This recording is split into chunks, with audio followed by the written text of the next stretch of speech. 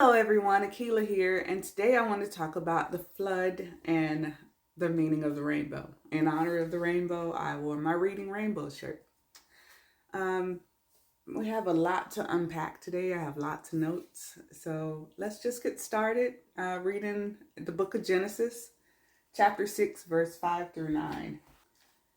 Verse 5, Yahweh observed that human evil had grown vast throughout the earth, and every thought and intention of the human heart being perpetually wicked. Verse 6, Yahweh regretted creating humanity upon the earth and deep sorrow filled his heart.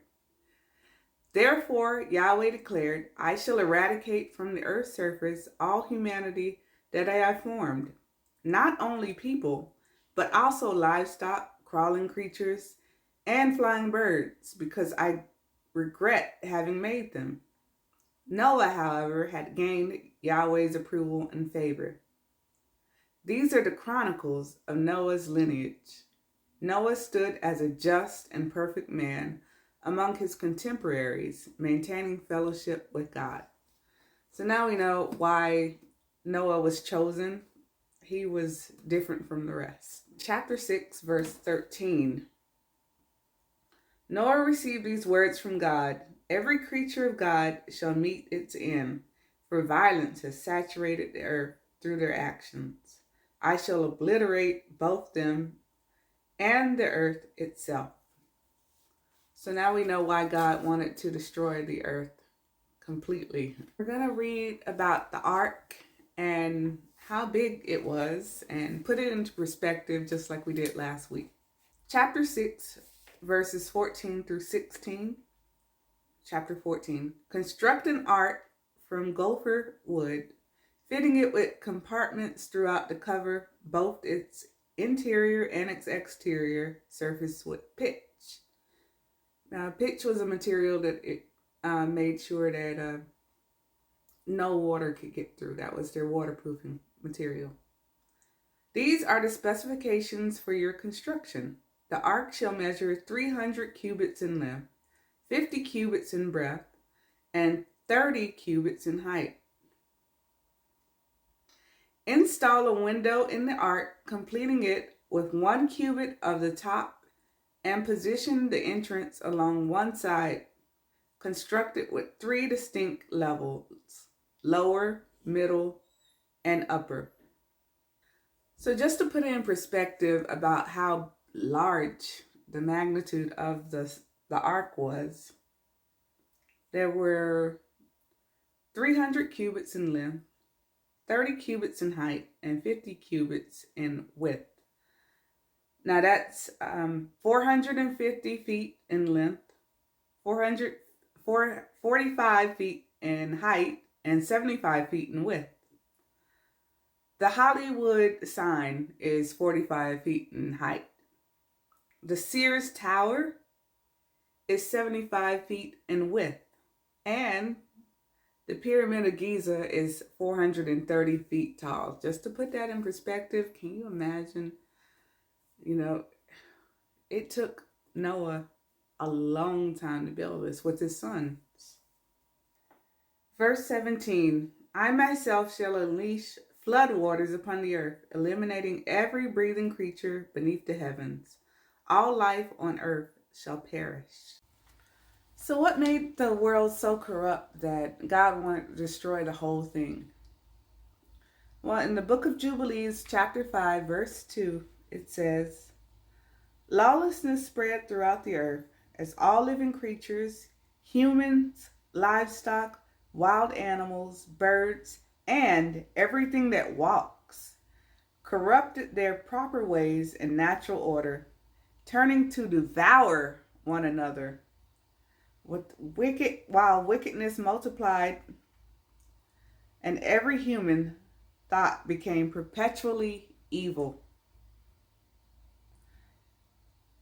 God examined the earth and found it thoroughly corrupted, with all flesh having abandoned its proper order, and everything upon the earth committing evil in his sight. And that's why everything except Noah and his family had to be destroyed. we want to know, how long did the flood last? So we'll go to Genesis chapter 7, verse 17 through 24.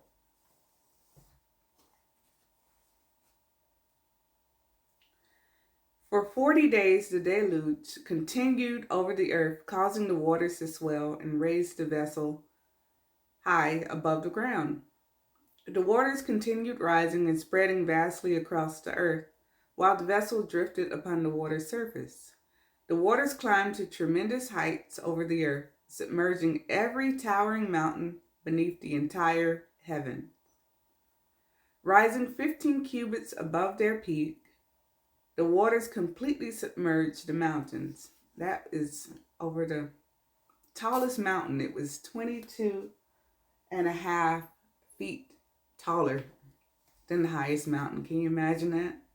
For 150 days, the waters covered the earth completely. So you had the flood, which was 40 days and 40 nights. And then on top of that, there was 150 days that the waters covered the earth completely. So can you imagine? Wow.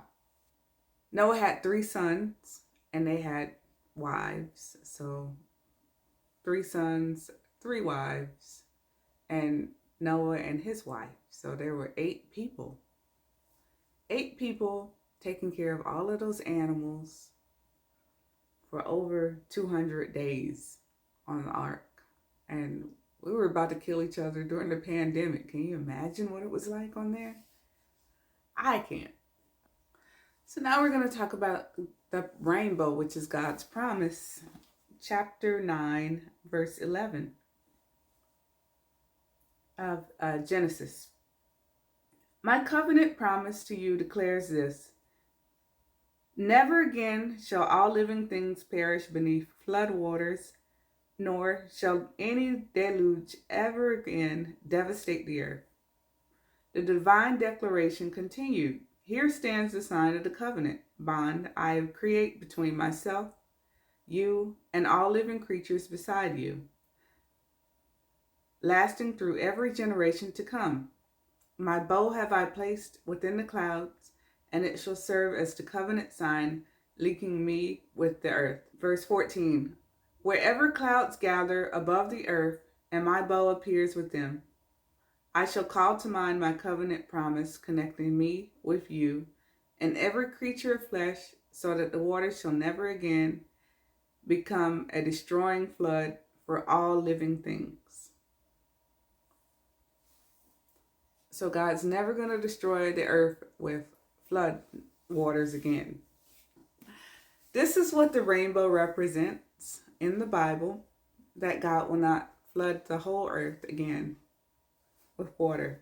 But how will the earth be destroyed in the end?